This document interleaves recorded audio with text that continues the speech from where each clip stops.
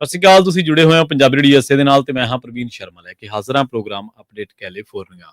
Update California programme ਦੇ ਵਿੱਚ ਕਈ ਅਹਿਮ ਤੇ ਕਈ ਖਾਸ ਖਬਰਾਂ ਨੂੰ ਲੈ ਕੇ ਚਰਚਾ ਕਰਨ ਦੇ ਲਈ ਜੁੜ ਚੁੱਕੇ ਨੇ ਰਾਜਕਰਨਵੀਰ ਸਿੰਘ ਜੀ। ਰਾਜਕਰਨਵੀਰ ਸਿੰਘ ਜੀ, ਸਤਿ ਸ਼੍ਰੀ ਅਕਾਲ, ਸਵਾਗਤ ਹੈ ਜੀ। ਧੰਨਵਾਦ ਪ੍ਰਵੀਨ ਸ਼ਰਮਾ ਜੀ। ਪੰਜਾਬੀ ਰੇਡੀਓ USA ਸੁਣ ਦੇਖ ਰਹੇ ਸਾਰੇ ਸਰੋਤਿਆਂ ਤੇ ਦਰਸ਼ਕਾਂ ਨੂੰ ਵੀ ਪਿਆਰ ਭਰੀ ਸਤਿ ਸ਼੍ਰੀ ਅਕਾਲ। ਅੱਜ 5 ਮਈ ਦਿਨ ਹੈਗਾ ਆ ਜੀ ਸੋਮਵਾਰ ਤੇ ਅਪਡੇਟ ਕੈਲੀਫੋਰਨੀਆ ਲੈ ਕੇ ਹਾਜ਼ਰ ਹਾਂ ਜੀ। ਅਪਡੇਟ ਕੈਲੀਫੋਰਨੀਆ ਪ੍ਰੋਗਰਾਮ ਨੂੰ ਸਪਾਂਸਰ ਕਰਦੇ ਨੇ ਖਾਲਸਾ ਇੰਸ਼ੋਰੈਂਸ ਏਜੰਸੀ ਵਾਲੇ, ਜਿਨ੍ਹਾਂ ਤੋਂ ਤੁਸੀਂ ਹਰ ਤਰੀਕੇ ਦੀ ਇੰਸ਼ੋਰੈਂਸ ਲੈ ਸਕਦੇ ਹੋ। ਇੰਸ਼ੋਰੈਂਸ ਬਾਰੇ ਪਤਾ ਕਰਨ ਦੇ ਲਈ ਇਹਨਾਂ ਦਾ ਨੰਬਰ ਹੈ 408-272-2500। ਇਹ 1992 ਤੋਂ ਲਗਾਤਾਰ ਇੰਸ਼ੋਰੈਂਸ ਬਿਜ਼ਨਸ ਦੇ ਵਿੱਚ ਸ਼ਾਨਦਾਰ ਸੇਵਾਵਾਂ ਦੇ ਰਹੇ ਨੇ ਤੇ ਅਮਰੀਕਾ ਭਰ ਦੇ ਵਿੱਚ ਇੰਸ਼ੋਰੈਂਸ ਕਰਦੇ ਨੇ। ਓਬਾਮਾ ਕੇਅਰ, ਮੈਡੀਕੇਅਰ ਜਾਂ ਫਿਰ ਕਵਰਡ ਕੈਲੀਫੋਰਨੀਆ ਬਾਬਤ ਪਾਲਿਸੀ ਕਰਵਾਉਣ ਦੇ ਲਈ, ਸਲਾਹ ਲੈਣ ਦੇ ਲਈ ਅੱਜ ਹੀ ਕਾਲ ਕਰੋ 408-272-2500 ਤੇ। ਟਰਕੀਨ ਇਮੀਗ੍ਰੇਸ਼ਨ ਲਾ ਫਰਮ ਵਾਲੇ ਜੇ ਟਰਕੀਆਨਾ, ਟੋਨੀ ਟਰਕੀਆਨਾ ਦੇ ਨਾਲ ਤੁਸੀਂ US ਇਮੀਗ੍ਰੇਸ਼ਨ ਬਾਬਤ ਕੋਈ ਵੀ ਸਲਾਹ ਕਰਨੀ ਹੈ ਤਾਂ ਇਹਨਾਂ ਦਾ ਨੰਬਰ ਹੈ 4159090503। ਗੁਰਬਚਨ ਸਿੰਘ ਨਾਗਰਾ ਸੈਕਰਾਮੈਂਟੋ, ਸਰਬਜੀਤ ਸਿੰਘ ਕੁਲਵਿੰਦਰ ਸਿੰਘ ਤੂਤ Yuba City, Gurdev Singh Sohal Antelope, Gursahib Singh Bakersfield, Avtar Singh ਮੰਜ਼ਲ ਕਲੋਵਿਸ ਤੇ ਪਰਮਜੀਤ ਸਿੰਘ ਦਾਖਾ ਬਰਕਰਲੇ। ਇਹਨਾਂ ਸਾਰੇ ਹੀ ਸਪਾਂਸਰਸ ਦਾ ਬਹੁਤ-ਬਹੁਤ ਧੰਨਵਾਦ। ਤੇ ਜੇਕਰ ਤੁਸੀਂ ਵੀ ਪੰਜਾਬੀ ਰੇਡੀਓ ਐਸੇ ਦੇ ਇਹਨਾਂ ਪ੍ਰੋਗਰਾਮਾਂ ਨੂੰ ਸਪਾਂਸਰ ਕਰਨਾ ਚਾਹੁੰਦੇ ਹੋ ਤਾਂ ਸਟੂਡੀਓ ਦਾ ਨੰਬਰ ਹੈ 408-272-5200 ਜੀ। ਪ੍ਰਵੀਨ ਜੀ, ਅੱਜ ਦੇ ਖਬਰਾਂ ਦੀ ਸ਼ੁਰੂਆਤ ਕਰਦੇ ਹਾਂ। ਸਭ ਤੋਂ ਪਹਿਲੀ ਖਬਰ ਫਰੈਜ਼ਨੋ ਤੋਂ ਆ ਰਹੀ ਆ, ਫਰੈਜ਼ਨੋ ਕਲੋਵਿਸ ਦੇ ਇਲਾਕੇ ਤੋਂ। ਫਰੈਜ਼ਨੋ ਪੁਲਿਸ ਡਿਪਾਰਟਮੈਂਟ ਨੇ ਵੀਕਐਂਡ ਦੇ ਉੱਤੇ ਇੱਕ ਪੰਜਾਬੀ ਮੂਲ ਦਾ ਬੰਦਾ ਉਸ ਨੂੰ ਗ੍ਰਿਫਤਾਰ ਕੀਤਾ ਆ। ਇਹ DUI ਦੇ ਹਾਲਤ ਦੇ ਵਿੱਚ ਇਸਨੇ ਇੱਕ ਕੋਲੀਜਨ ਕੀਤਾ, ਜਿਸ ਕਰਕੇ 2 ਜਾਣਿਆਂ ਦੀਆਂ ਜਿਹੜੀਆਂ ਆ ਉਹ ਜਾਨਾਂ ਚਲੇ ਗਈਆਂ। ਮਰਨ ਵਾਲੇ 18 ਸਾਲਾਂ ਦਾ ਮੈਡਕਸ ਗ੍ਰੀਨ ਤੇ ਇੱਕ ਜਾਰਡਨ ਗੈਲਵੇਜ਼ ਨਾਂ ਦੇ ਜਿਹੜੇ ਆ ਵਿਦਿਆਰਥੀ ਦੱਸੇ ਜਾਂਦੇ। ਕਹਿੰਦੇ ਵੀ ਕਲੋਵਿਸ ਦੇ ਇੱਕ ਹਾਈ ਸਕੂਲ ਦੇ ਵਿੱਚ ਪੜ੍ਹਦੇ ਸਨ। ਫਰੈਜ਼ਨੋ ਪੁਲਿਸ ਨੇ ਦੱਸਿਆ ਵੀ ਇਸ DUI ਕੋਲੀਜਨ ਦੇ ਤਹਿਤ ਉਹਨਾਂ ਨੇ 28 ਸਾਲਾਂ ਦਾ ਜਗਤ ਸਿੰਘ ਫਰੈਜ਼ਨੋ ਦਾ ਜਿਹੜਾ ਆ ਉਸ ਨੂੰ ਇਸ ਸਸਪੀਸ਼ਨ ਦੇ ਆਧਾਰ ਦੇ ਉੱਤੇ ਸਸਪੀਸ਼ਨ ਆਫ ਮਰਡਰ ਦੇ ਜਿਹੜੇ ਚਾਰਜਿਸ ਦੇ ਨਾਲ ਜਿਹੜਾ ਆ ਉਹ ਗ੍ਰਿਫਤਾਰ ਕਰ ਲਿਆ, ਡਿਟੇਨ ਕੀਤਾ ਆ।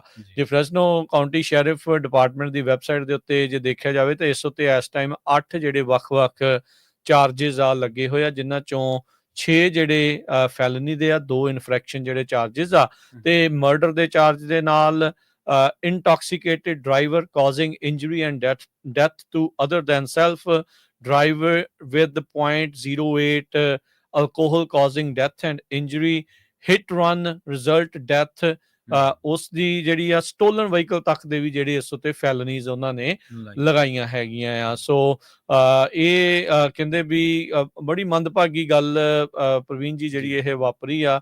ਵੀ ਇੱਕ ਤਾਂ ਪਹਿਲੀ ਗੱਲ ਆ, ਡਰਿੰਕ ਐਂਡ ਡਰਾਈਵ ਤਾਂ ਬਿਲਕੁਲ ਵੀ ਨਹੀਂ ਕਰਨਾ ਚਾਹੀਦਾ ਤੇ ਉਹਦੇ ਖਾਮਿਆਜ਼ੇ ਇਸ ਤਰੀਕੇ ਦੇ ਨਾਲ ਭੁਗਤਣੇ ਪੈਂਦੇ ਆ। 2 ਮਾਸੂਮ ਜਾਨਾਂ ਜਿਹੜੀਆਂ ਆ ਇਸ ਦੇ ਕਰਕੇ, ਇਸ ਦੀ ਗਲਤੀ ਦੇ ਕਰਕੇ ਕਹਿ ਸਕਦੇ ਆ ਵੀ ਉਹ ਜਿਹੜੀ ਆ ਉਹ ਚਲੇ ਗਈਆਂ ਆ। ਤੇ ਹੁਣ ਜਗਤ ਸਿੰਘ ਜਿਹੜਾ ਆ ਉਸ ਨੂੰ ਗ੍ਰਿਫਤਾਰ ਕੀਤਾ ਗਿਆ ਹੈਗਾ। ਕਲੋਵਿਸ ਤੇ ਸ਼ੀਲਡਸ ਐਵੀਨਿਊ ਦੇ ਕਾਰਨਰ ਦੇ ਉੱਤੇ 2 ਵਹੀਕਲ ਕੋਲੀਜਨ ਜਿਹੜਾ ਇਹ ਹੋਇਆ ਸੀਗਾ। ਪੁਲਿਸ ਡਿਪਾਰਟਮੈਂਟ ਨੇ ਜਿਹੜੀ ਇਹ ਜਾਣਕਾਰੀ ਦਿੱਤੀ ਆ ਤੇ ਉਸ ਦੇ ਵਿੱਚ ਮਰਨ ਵਾਲੇ, ਜਿੱਦਾਂ ਦੱਸਿਆ ਵੀ ਇਹ ਕਲੋਵਿਸ ਸਕੂਲ ਦੇ ਹਾਈ ਸਕੂਲਰ ਜਿਹੜੇ ਉਹ ਸੀਗੇ। ਸੋ ਉਹਨਾਂ ਦੀ ਯਾਦ ਦੇ ਵਿੱਚ, ਦੋਨਾਂ ਦੀ ਯਾਦ ਦੇ ਵਿੱਚ ਜਿਹੜੀ ਫਰਾਈਡੇ ਨਾਈਟ, ਸ਼ੁੱਕਰਵਾਰ ਦੀ ਰਾਤ ਨੂੰ ਇਹ ਜਿਹੜੀ ਦੁਰਘਟਨਾ ਵਾਪਰੀ ਸੀ, ਉਹਨਾਂ ਦੀ ਯਾਦ ਦੇ ਵਿੱਚ ਇੱਕ ਕੈਂਡਲ ਲਾਈਟ ਵਿਜਲ ਵੀ ਰੱਖਿਆ ਗਿਆ ਸੀਗਾ ਫਰਾਈਡੇ ਜਿਹੜੀ ਨਾਈਟ ਨੂੰ ਜਿਹੜਾ ਐਕਸੀਡੈਂਟ ਹੋਇਆ ਸੀ। ਕਹਿੰਦੇ ਵੀ nobody deserves this, nobody does।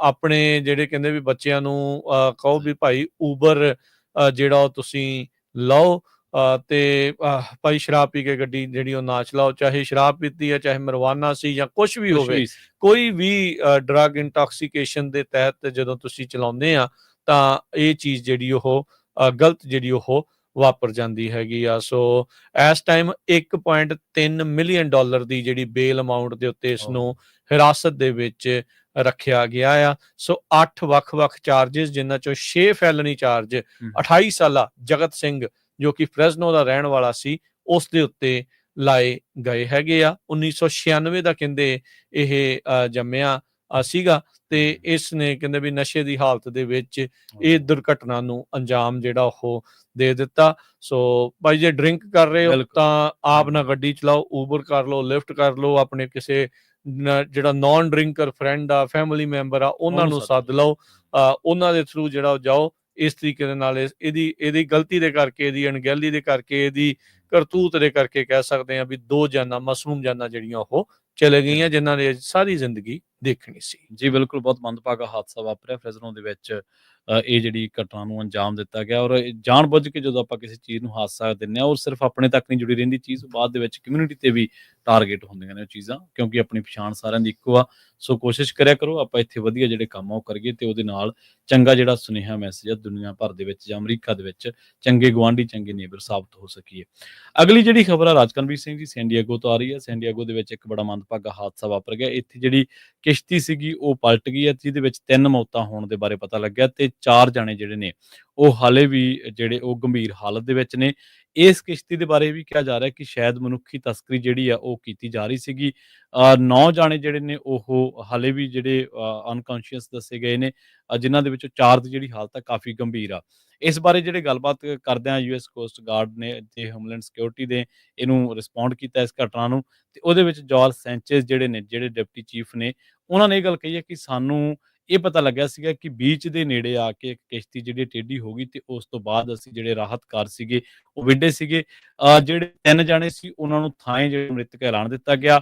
4 ਜਿਹੜੇ ਸਰਵਾਈਵਡ ਸੀਗੇ ਉਹਨਾਂ ਨੂੰ ਇੱਕ ਨੇੜੇ ਦੇ ਮੈਡੀਕਲ ਸੈਂਟਰ ਦੇ ਵਿੱਚ ਪਹੁੰਚਾਇਆ ਗਿਆ।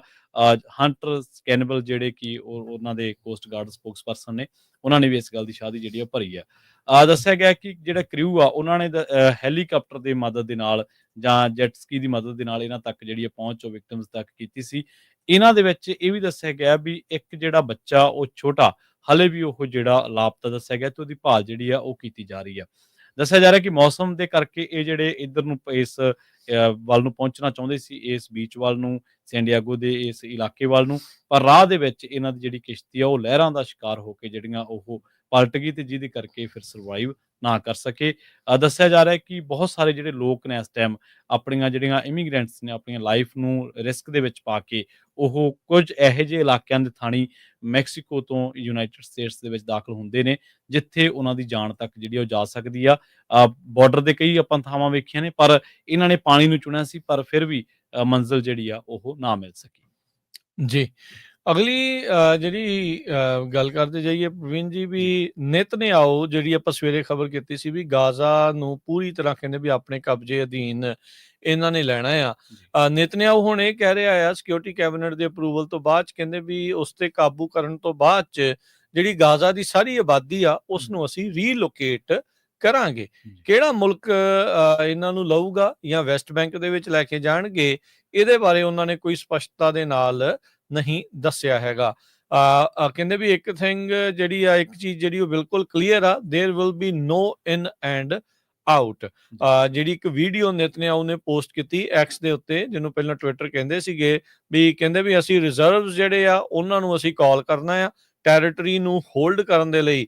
ਸੋ ਇਹ ਕਹਿੰਦੇ ਵੀ ਅਸੀਂ ਹੁਣ ਇਹ ਨਹੀਂ ਆ ਵੀ ਅੰਦਰ ਜਾ ਕੇ ਬਾਹਰ ਆ ਜਾਣਾ ਆ, ਅਸੀਂ ਜਿਹੜੀਆਂ ਆ ਵੀ ਬਾਅਦ ਦੇ ਵਿੱਚ ਰੇਡਾਂ ਜਿਹੜੀਆਂ ਕਰਾਂਗੇ। That's not the plan.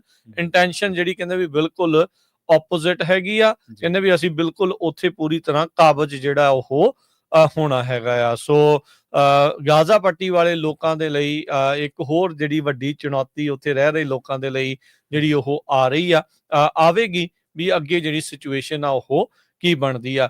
Ki Gaza ਪੱਟੀ ਨੂੰ ਪੂਰੀ ਤਰ੍ਹਾਂ ਫਲੈਟ ਕਰਕੇ ਟਰੰਪ ਹੁਣਾਂ ਨੂੰ ਉਹਨਾਂ ਦੇ ਜਿਹੜੇ ਇੱਕ ਰੀਅਲ estate ਪਲਾਨ ਦੇ ਲਈ ਉਹਨਾਂ ਦੇ ਮੂਹਰੇ ਰੱਖਿਆ ਜਾਊਗਾ, ਇਹ ਦੇਖਣ ਵਾਲੀ ਗੱਲ ਆ। ਪਰ ਇਹ ਕਹਿੰਦੇ ਆ ਵੀ ਅਸੀਂ ਪੋਪੂਲੇਸ਼ਨ ਨੂੰ ਰੀਲੋਕੇਟ ਕਰਨਾ ਆ, ਪਰ ਉੱਥੋਂ ਦੇ ਲੋਕ ਆਪਣੇ ਘਰਾਂ ਨੂੰ ਛਡਾ ਕੇ ਉਸ ਇਲਾਕੇ ਨੂੰ ਛੱਡ ਕੇ ਜਿਹੜੇ ਉਹ ਕਿੱਥੇ ਜਾਣਗੇ, ਇਹ ਇਸ ਟਾਈਮ ਵੱਡੀ ਚੁਣੌਤੀ ਆ। ਜੀ, ਅਗਲੀ ਜਿਹੜੀ ਖਬਰ ਆ ਕੈਲੀਫੋਰਨੀਆ ਦੀ ਇਕਨੋਮੀ ਤੇ ਕੈਲੀਫੋਰਨੀਆ ਦੀ ਸਿਆਸਤ ਦੇ ਨਾਲ ਜੁੜੀ ਖਬਰ ਆ। ਕੈਲੀਫੋਰਨੀਆ ਨੇ ਇਹ ਦਾਅਵਾ ਕੀਤਾ ਹੈ ਕਿ ਜਿਹੜੇ ਇੰਟਰਨੈਸ਼ਨਲ ਟਰੈਵਲਰ ਨੇ ਜਾਂ ਜਿਹੜੇ ਸੈਲਾਨੀ ਆਉਂਦੇ ਸੀਗੇ ਇੱਥੇ, ਟੂਰਿਜ਼ਮ ਜਿਹੜੀ ਇੰਡਸਟਰੀ ਸੀਗੀ ਉਹ ਇਸ ਟਾਈਮ ਡਿੱਗੀ ਹੋਈ ਆ। ਉਹਦਾ ਜਿਹੜਾ ਇੰਪੈਕਟ ਪਿਆ ਯੂਐਸ ਦੇ ਵਿੱਚ, ਜਿਹੜੀਆਂ ਲਗਾਤਾਰ ਆਪਾਂ ਦੇਖਿਆ ਕਿ ਪਾਲਿਸੀਜ਼ ਬਦਲ ਰਹੀਆਂ ਨੇ, ਕਈ ਗਲੋਬਲ ਸੈਂਕਸ਼ਨ ਲਾਈਆਂ ਜਾ ਰਹੀਆਂ ਨੇ, ਕਈ ਤਰ੍ਹਾਂ ਦੀ ਜਿਹੜੀ ਟੈਰਿਫਸ ਦੀ ਗੱਲ ਚੱਲਦੀ ਆ, ਤਾਂ ਰਿਪੋਰਟ ਇਹ ਕੀਤਾ ਜਾ ਰਿਹਾ ਕਿ 9% ਜਿਹੜਾ ਗਿਰਾਵਟ ਆ ਇਹਨਾਂ ਸੈਲਾਨੀਆਂ ਦੀ ਆਮਦ ਦੇ ਵਿੱਚ ਦੇਖੀ ਜਾ ਰਹੀ ਆ।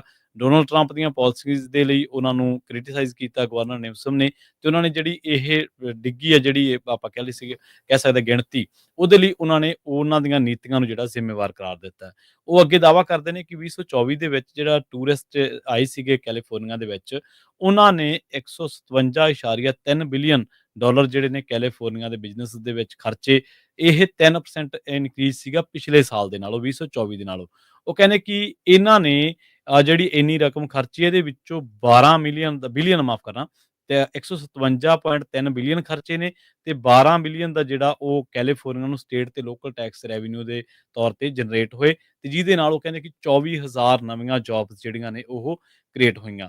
ਕੈਲੀਫੋਰਨੀਆ ਦੇ ਵਿੱਚ ਮਿਲੀਅਨਸ ਦੀ ਗਿਣਤੀ ਦੇ ਵਿੱਚ ਹਰ ਸਾਲ ਵਿਜ਼ਟਰ ਆਉਂਦੇ ਨੇ।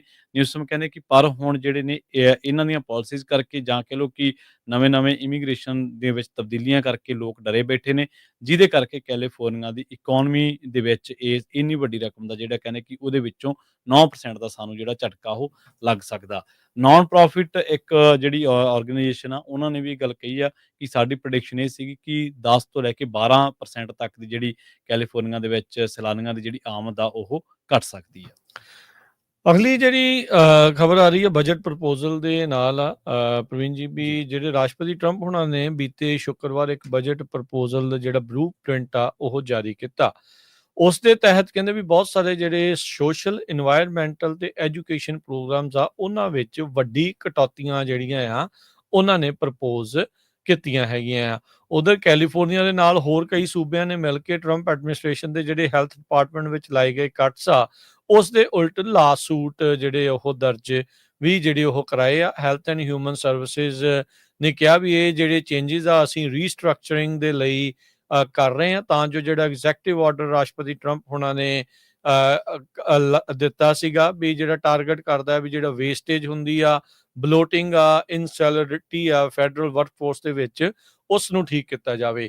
ਇਸ ਜਿਹੜੇ ਹੁਣ ਨਵੇਂ ਬਜਟ ਬਲੂ ਪ੍ਰਿੰਟ ਦੇ ਤਹਿਤ ਕੈਲ ਮੈਟਰਸ ਰਿਪੋਰਟ ਕਰ ਰਿਹਾ ਹੈ, ਕਹਿੰਦੇ ਵੀ ਇਹਦੇ ਨਾਲ ਮਿਲੀਅਨਸ ਜਿਹੜੇ ਲੋਕ ਨੇ ਉਹ ਬੇਸਿਕਲੀ ਸੜਕਾਂ ਦੇ ਉੱਤੇ ਰਾਤੋਂ ਰਾਤ ਆ ਸਕਦੇ ਆ। ਕਹਿੰਦੇ ਵੀ ਇਸ ਦਾ ਜਿਹੜਾ ਬਹੁਤ ਬੈਡ ਇਫੈਕਟ ਕੈਲੀਫੋਰਨੀਆ ਦੇ ਉੱਤੇ ਪੈ ਸਕਦਾ ਹੈ। ਕੈਲੀਫੋਰਨੀਆ ਦੇ ਵਿੱਚ ਕਹਿੰਦੇ ਵੀ ਮਿਲੀਅਨਸ ਲੋਕ ਇਹਨਾਂ ਫੰਡਸ ਦੇ ਨਾਲ ਸਰਵ ਕੀਤੇ ਜਾਂਦੇ ਆ, ਜਿਹੜੇ ਸਟੇਟ ਤੇ ਲੋਕਲ ਗਵਰਨਮੈਂਟਸ ਦੇ ਉੱਤੇ ਡਿਪੈਂਡ ਨੇ, ਖਾਸ ਕਰਕੇ affordable housing, rental assistance, homeless service, planning ਤੇ ਲੀਗਲ ਜਿਹੜੇ ਪ੍ਰੋਗਰਾਮਸ ਦੇ ਤਹਿਤ।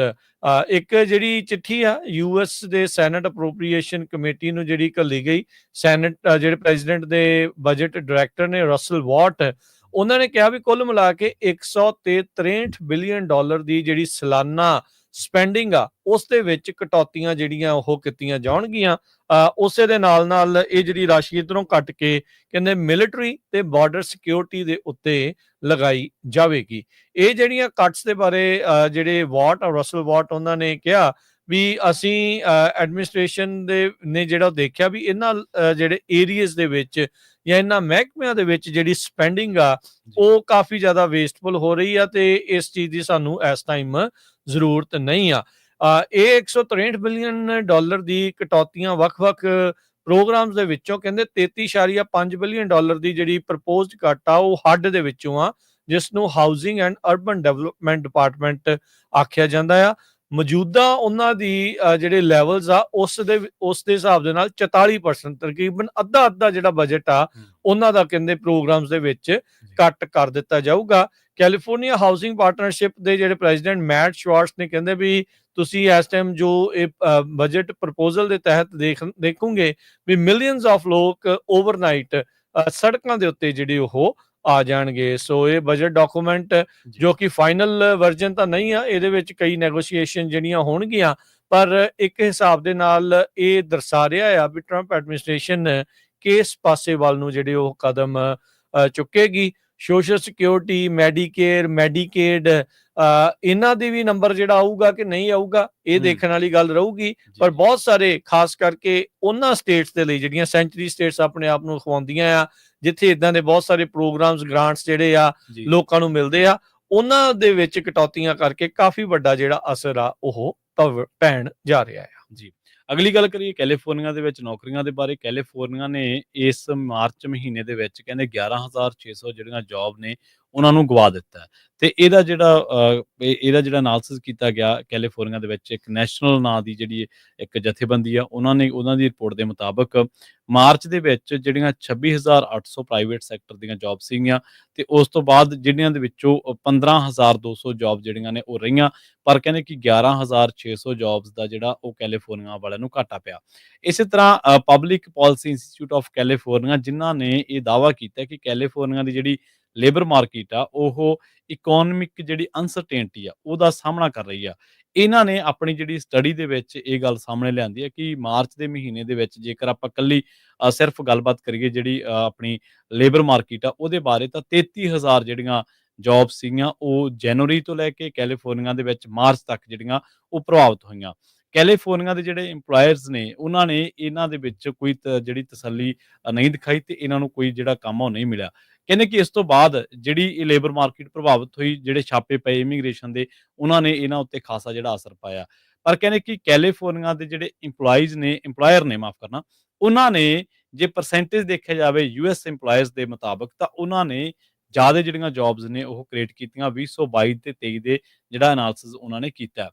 ਇਹਦੇ ਨਾਲ ਉਹ ਦੱਸਦੇ ਨੇ ਕਿ ਕੈਲੀਫੋਰਨੀਆ ਦੇ ਜਦੋਂ ਆਪਾਂ ਇਸ ਮਿਡਲ ਦੇ ਦਾਖਲ ਹੋਣ ਜਾ ਰਹੇ ਹਾਂ ਜੂਨ ਦੇ ਵਿੱਚ, 2022 ਦੇ ਵਿੱਚ ਜਿਹੜੇ ਮੌਜੂਦਾ ਹਾਲਾਤ ਨੇ ਉਹ ਕੈਲੀਫੋਰਨੀਆ ਦੇ ਯੂਐਸ ਨਾਲੋਂ ਕਿਤੇ ਜ਼ਿਆਦਾ ਬਿਹਤਰ ਸੀਗੇ, ਪਰ ਹੁਣ ਕੈਲੀਫੋਰਨੀਆ ਦੇ ਜਿਹੜੇ ਇਹ ਹਾਲਾਤ ਨੇ ਉਹ ਯੂਐਸ ਨਾਲੋਂ ਕਿਤੇ ਜ਼ਿਆਦਾ ਮਾੜੇ ਨੇ। ਉਹ ਕਹਿੰਦੇ ਕਿ ਇਸ ਟਾਈਮ ਕੈਲੀਫੋਰਨੀਆ ਦਾ ਜਦੋਂ ਆਪਾਂ ਗ੍ਰਾਫ ਦੇਖਦੇ ਹਾਂ ਜਿਹੜਾ ਲੇਬਰ ਮਾਰਕੀਟ ਦਾ, ਅਨਇੰਪਲੋਇਮੈਂਟ ਦਾ, ਉਹ ਇਨਕਰੀਜ਼ ਹੋਇਆ ਪਿਛਲੇ 2 ਸਾਲਾਂ ਦੇ ਵਿੱਚ, ਪਰ ਕਹਿੰਦੇ ਕਿ ਇਹ ਹਿਸਟੋਰੀਕਲ ਹੈ ਕਿ ਇਹ ਲੋ ਜਾਣ ਦੇ ਵਿੱਚ ਸਫਲ ਨਹੀਂ ਹੋਇਆ। ਪਹਿਲਾਂ ਜਦੋਂ ਕਿਤੇ ਵੀ ਇਸ ਤਰ੍ਹਾਂ ਦੀਆਂ ਨੌਕਰੀਆਂ ਜਾਂਦੀਆਂ ਸੀ ਤਾਂ ਨਾਲ ਦੀ ਨਾਲ ਇਕੋਨਮੀ ਜਿਹੜੀ ਆ ਉਹ ਨਵੀਆਂ ਨੌਕਰੀਆਂ ਨੂੰ ਜਨਰੇਟ ਕਰ ਦਿੰਦੀ ਸੀ। ਤੇ ਇੱਕ ਸਰਕਲ ਆ, ਕਹਿੰਦੇ ਕਿ ਸਤੰਬਰ 2022 ਦੀ ਜੇ ਗੱਲ ਕਰੀਏ ਤਾਂ ਕੈਲੀਫੋਰਨੀਆ ਦੇ ਇੰਪਲਾਇਰਸ ਨੇ ਤਕਰੀਬਨ 1,94,000 ਨਵੀਆਂ ਜਿਹੜੀਆਂ ਜੌਬ ਸੀਗੀਆਂ ਉਹ ਕ੍ਰੀਏਟ ਕੀਤੀਆਂ ਸੀ, ਜਿਹੜੀਆਂ ਕਿ ਨੈਸ਼ਨਲ ਨਾਲੋਂ, ਫੈਡਰਲ ਦੇ ਜਿਹੜਾ ਆંકੜੇ ਸੀਗੇ ਉਹਨਾਂ ਦੇ ਨਾਲੋਂ ਕਿਤੇ ਜ਼ਿਆਦਾ ਵੱਧ ਸੀਗੇ। ਪਰ ਇਸ ਟਾਈਮ ਜਿਹੜੀ ਇਹ ਲੇਬਰ ਮਾਰਕੀਟ ਆ ਉਹ ਜਿਹਨੂੰ ਆਪਾਂ ਕਹਿੰਦੇ ਹਾਂ ਆਰਥਿਕ ਉਤਰਾਅ ਚੜ੍ਹਾਅ, ਇਕਨੋਮਿਕ ਅਨਸਰਟੇਨਟੀ, ਵੀ ਕਿਤੇ ਪਤਾ ਹੀ ਨਹੀਂ ਗਾ ਕਿੱਧਰ ਨੂੰ ਜਾਣੇ ਹਾਲਾਤ, ਉਹਨਾਂ ਦਾ ਜਿਹੜਾ ਉਹ ਸਾਹਮਣਾ ਕਰ ਰਹੀ ਆ। ਜੀ ਜੀ, ਅਗਲੀ ਜਿਹੜੀ ਪ੍ਰਵੀਨ ਜੀ ਗੱਲ ਕਰਦੇ ਜਾਈਏ, ਆਪਣੇ ਗੁਆਂਢੀ ਮੁਲਕ ਕੈਨੇਡਾ ਦੇ ਜਿਹੜੇ ਪ੍ਰਧਾਨ ਮੰਤਰੀ ਨਵੇਂ ਬਣ ਜਾ ਰਹੇ ਆ, ਤੇ ਜਿਹੜੇ ਪਿਛਲੇ ਪ੍ਰਧਾਨ ਮੰਤਰੀ ਸੀਗੇ ਮਾਰਕ ਕਾਰਨੀ, ਉਹ ਅਮਰੀਕਾ ਦੇ ਵਿੱਚ ਵਾਸ਼ਿੰਗਟਨ ਡੀਸੀ ਦੇ ਵਿੱਚ ਪਹੁੰਚ ਚੁੱਕੇ ਆ। ਅੱਜ ਉਹਨਾਂ ਦਾ ਜਹਾਜ਼ ਜਿਹੜਾ ਉਹ ਲੈਂਡ ਕੀਤਾ, 3-4 ਜਾਣੇ ਸੀਗੇ, ਕੋਈ ਬਾਹੜੇ ਜਾਣੇ ਜਿਹੜੇ ਆ ਉਹਨਾਂ ਦੇ ਸਵਾਗਤ ਕਰਨ ਨੂੰ ਨਹੀਂ ਸੀ ਪਹੁੰਚੇ। ਟਰੰਪ ਹੁਣਾਂ ਦੇ ਨਾਲ ਟ੍ਰੇਡ ਵਾਰ ਦੇ ਦਰਮਿਆਨ, ਆਪਣੇ ਗਵਾਂਢੀਆਂ ਦੇ ਨਾਲ ਜਿਹੜੇ ਸਿੰਘ ਫਸੇ ਆ ਉਸ ਦੇ ਦਰਮਿਆਨ, ਇਹਨਾਂ ਦੀ ਇਹ ਹੁਣ ਨਵੇਂ ਦੂਜੀ ਵਾਰ ਜਿਹੜੇ ਪ੍ਰਧਾਨ ਮੰਤਰੀ ਬਣਨ ਤੋਂ ਬਾਅਦ ਚ ਇਹਨਾਂ ਦੀ ਜਿਹੜੀ ਆ ਉਹ ਗੱਲਬਾਤ ਹੋਊਗੀ। ਟਰੰਪ ਹੁਣਾਂ ਦੇ ਜਿਹੜੇ ਫੋਰਨ ਆਟੋ ਪਾਰਟਸ ਦੇ ਉੱਤੇ ਜਿਹੜੇ ਟੈਰਿਫ ਆ 25% ਟੈਰਿਫ ਆ 3 ਮਈ ਤੋਂ ਸ਼ੁਰੂ ਹੋ ਚੁੱਕੇ ਹੈਗੇ ਨੇ। ਸੋ ਉਸ ਦਰਮਿਆਨ ਹੁਣ ਕੀ ਇਹ ਗੱਲਬਾਤ ਹੁੰਦੀ ਆ, ਇਹ ਜਿਹੜੀ ਉਹ ਦੇਖਣ ਵਾਲੀ ਗੱਲ ਰਹੇਗੀ। ਕੈਨੇਡੀਅਨਸ ਜਿਨ੍ਹਾਂ ਨੇ ਕਾਫੀ ਵੱਡੀ ਕਹਿ ਸਕਦੇ ਆ ਵੀ ਵੋਟਾਂ ਪਾ ਕੇ, ਵੱਡੀ ਸੰਖਿਆ 'ਚ ਵੋਟਾਂ ਪਾ ਕੇ ਮਾਰਕ ਕਾਰਨੀ ਨੂੰ ਦੂਜੀ ਵਾਰ ਪ੍ਰਧਾਨ ਮੰਤਰੀ ਜਿਹੜਾ ਉਹ ਬਣਾਇਆ, ਲਿਬਰਲਸ ਦੀ ਸਰਕਾਰ ਰਿਪੀਟ ਜਿਹੜੀ ਉੱਥੇ ਉਹਨਾਂ ਨੇ ਕਰਵਾਈ ਆ, ਉਸ ਤੋਂ ਬਾਅਦ 'ਚ ਉਹਨਾਂ ਦੀ ਕਿਸ ਤਰੀਕੇ ਦੀ ਕਾਰਵਾਈ ਰਹਿੰਦੀ ਆ। ਟਰੰਪ ਹੁਣਾਂ ਨੇ ਪੋਲੀਵੀਅਰ ਦੇ ਉਲਟ 51ਵੇਂ ਸੂਬਾ ਬਾਰ-ਬਾਰ ਬਣਾਉਣ ਦੀ ਜਿਹੜੀ ਗੱਲ ਆ ਆਪਾਂ ਦੇਖਿਆ ਵੀ ਓਵਰਆਲ ਕੈਨੇਡਾ ਨੂੰ ਲੈ ਕੇ ਕੀਤੀ ਆ। ਉਸ ਦਰਮਿਆਨ ਕਿੱਦਾਂ ਦਾ ਮਾਹੌਲ ਰਹੂਗਾ, ਕਿ ਜ਼ੈਲੈਂਸਕੀ ਵਾਲੀ ਜਿਹੜੀ ਆ ਆਪਾਂ ਨੂੰ ਉਹ ਚੀਜ਼ ਦੇਖਣ ਨੂੰ ਮਿਲੂਗੀ ਜਾਂ ਕੁਝ ਹੋਰ ਦੇਖਣ ਨੂੰ ਮਿਲੂਗਾ। ਸੋ ਪਰ ਕੈਨੇਡਾ ਤੇ ਯੂਕਰੇਨ ਦੇ ਵਿੱਚ ਅੰਤਰ ਆ, ਪਰ ਦੇਖਦੇ ਆ ਵੀ ਕਿੱਦਾਂ ਦੇ ਹਾਲਾਤ ਰਹਿਣਗੇ। ਬੈਂਕ ਆਫ ਕੈਨੇਡਾ ਦਾ, ਬੈਂਕ ਆਫ ਇੰਗਲੈਂਡ ਦਾ ਜਿਹੜਾ ਉਹਨਾਂ ਦਾ ਕਹਿ ਸਕਦੇ ਆ ਵੀ ਇੱਕ ਰੈਜ਼ੂਮੇ ਆਉਂਦਾ ਹੈ ਮਾਰਕ ਕਾਰਨੀ ਦਾ। ਸੋ ਲੈਟਸ ਸੀ ਕੀ ਗੱਲਬਾਤ ਹੁੰਦੀ ਆ। ਸੋ ਪਹਿਲਾ ਅਧਿਕਾਰਤ ਜਿਹੜਾ ਉਹਨਾਂ ਦਾ ਦੌਰਾ ਤੇ ਪਹਿਲਾ ਜਿਹੜੀ ਅਧਿਕਾਰਤ ਗੱਲਬਾਤ ਆ ਮਾਰਕ ਕਾਰਨੀ ਦੀ ਪ੍ਰੈਜ਼ੀਡੈਂਟ ਟਰੰਪ ਦੇ ਨਾਲ ਹੋਵੇਗੀ। ਸੋ ਟ੍ਰੇਡ ਵਾਰ ਦੇ ਦਰਮਿਆਨ ਕੀ ਹੁੰਦਾ ਹੈ ਅੱਗੇ, ਉਹ ਜਾਣਨ ਦੇ ਲਈ ਉਹ ਤੁਸੀਂ ਸਾਡੇ ਨਾਲ ਜੁੜੇ ਰਹੋ। ਆਪਾਂ ਤੁਹਾਨੂੰ ਲੇਟੈਸਟ ਇਸ ਦੇ ਬਾਬਤ ਵੀ ਦੱਸਦੇ ਰਵਾਂਗੇ। ਹਾਂਜੀ ਬਿਲਕੁਲ, ਕੈਨੇਡਾ ਦੇ ਨਾਲ ਜਿਹੜੀਆਂ ਜੁੜੀਆਂ ਅਫੇਅਰਸ ਨੇ ਕੈਨੇਡਾ ਦੀ ਸਿਆਸਤ ਦੇ ਵਿੱਚ, ਇਕਨੋਮੀ ਦੇ ਵਿੱਚ ਕੀ ਕੁਝ ਵਾਪਰ ਰਿਹਾ, ਇਸ ਬਾਬਤ ਪੰਜਾਬੀ DSA ਨੇ ਪ੍ਰੋਗਰਾਮ ਸ਼ੁਰੂ ਕੀਤਾ 3 ਤੋਂ ਲੈ ਕੇ 4 ਵਜੇ ਤੱਕ ਵੀਰਵਾਰ ਨੂੰ ਜੀ। ਤੇ ਆਪਣੇ ਜਿਹੜੇ ਗੁਰਜਸਪਾਲ ਜੀ ਨੇ ਉਹ ਕਾਫੀ ਅਹਿਮ ਜਾਣਕਾਰੀਆਂ ਜਿਹੜੀਆਂ ਨੇ ਸਰੋਤਿਆਂ ਦੇ ਨਾਲ ਸਾਂਝੀਆਂ ਕਰਦੇ ਨੇ। ਸੋ ਜਰੂਰ ਉਸ ਪ੍ਰੋਗਰਾਮ ਦੇ ਨਾਲ ਤੁਸੀਂ ਵੱਧ ਤੋਂ ਵੱਧ ਜੁੜੋ ਤੇ ਉਸ ਪ੍ਰੋਗਰਾਮ ਦੇ ਵਿੱਚ ਕੈਨੇਡਾ ਦੇ ਬਾਰੇ ਖਾਸ ਜਿਹੜੀਆਂ ਜਾਣਕਾਰੀਆਂ ਉਹ ਹਾਸਲ ਕਰੋ। ਜੀ ਅੱਛਾ ਜੀ ਪ੍ਰਵੀਨ ਜੀ, ਇੱਕ ਖਬਰ ਕਰਕੇ ਫਿਰ ਆਪਾਂ ਸਮਾਪਤੀ ਵੱਲ ਨੂੰ ਵੱਧਦੇ ਹਾਂ। ਕੈਲੀਫੋਰਨੀਆ ਦੇ ਵਿੱਚ ਘਰਾਂ ਨੂੰ ਲੈ ਕੇ ਜਿਹੜੀ ਅਫੋਰਡੇਬਿਲਟੀ ਆ ਉਹ ਸਭ ਨੂੰ ਕਿਸੇ ਤੋਂ ਲੁਕੀ ਛਿਪੀ ਗੱਲ ਨਹੀਂ ਆ ਵੀ ਹਾਲਾਤ ਕੋਈ ਬਾੜੇ ਚੰਗੇ ਨਹੀਂ ਆ। ਲੇਟਲੀ ਆਪਾਂ ਇੱਕ ਖਬਰ ਵੀ ਤੁਹਾਡੇ ਨਾਲ ਸਾਂਝੀ ਕੀਤੀ ਸੀ ਵੀ ਪੂਰੇ ਅਮਰੀਕਾ 'ਚ 233 ਸ਼ਹਿਰ ਅਜਿਹੇ ਆ ਜਿੱਥੇ ਇੱਕ ਕਹਿ ਸਕਦੇ ਹਾਂ ਵੀ ਐਂਟਰੀ ਕਰਨੀ ਹੈ, ਐਂਟਰੀ ਲੈਵਲ ਹਾਊਸ ਇੱਕ ਫੈਮਿਲੀ ਦੇ ਲਈ ਉਹ $1 ਮਿਲੀਅਨ ਤੋਂ ਉੱਤੇ ਆ। ਉਹਨਾਂ ਚੋਂ 113 ਸ਼ਹਿਰ ਜਿਹੜੇ ਉਹ ਕੈਲੀਫੋਰਨੀਆ 'ਚ ਆ। ਅੱਜ ਇੱਕ ਨਵੀਂ ਰਿਪੋਰਟ ਦੇ ਮੁਤਾਬਕ ਇਹ ਦੱਸਿਆ ਗਿਆ ਇੱਕ ਰਿਸਰਚ ਆਰਗੇਨਾਈਜੇਸ਼ਨ ਆ ਰੈਂਡ, ਉਹਨਾਂ ਨੇ ਦੱਸਿਆ ਵੀ ਕੈਲੀਫੋਰਨੀਆ ਦੇ ਵਿੱਚ ਜਿਹੜਾ ਅਪਾਰਟਮੈਂਟਸ ਬਣਾਉਣਾ ਟੈਕਸਸ ਦੇ ਨਾਲੋਂ ਦੁੱਗਣੇ ਤੋਂ ਵੀ ਵੱਧ ਜਿਹੜਾ ਉਹ ਪੈਂਦਾ ਆ। ਸੋ ਕਹਿੰਦੇ ਵੀ ਜਿੱਥੇ ਟੈਕਸਸ ਦੇ ਵਿੱਚ ਘਰ ਜਿਹੜਾ ਅਪਾਰਟਮੈਂਟ ਬਣਦਾ ਆ ਉਹ ਤੋਂ 2.3 ਟਾਈਮਸ ਜਿਹੜਾ ਬਿਲਡਿੰਗ ਇੱਕ ਮਲਟੀ ਫੈਮਿਲੀ ਹਾਊਸਿੰਗ ਆ ਉਹ ਜੇ ਬਣਾਉਣੇ ਆ ਤਾਂ ਉੱਥੇ ਕੈਲੀਫੋਰਨੀਆ 'ਚ ਇੰਨੀ ਕੀਮਤ ਜਿਹੜੀ ਆ ਉਹ ਐਕਸਟਰਾ ਲੱਗਦੀ ਆ।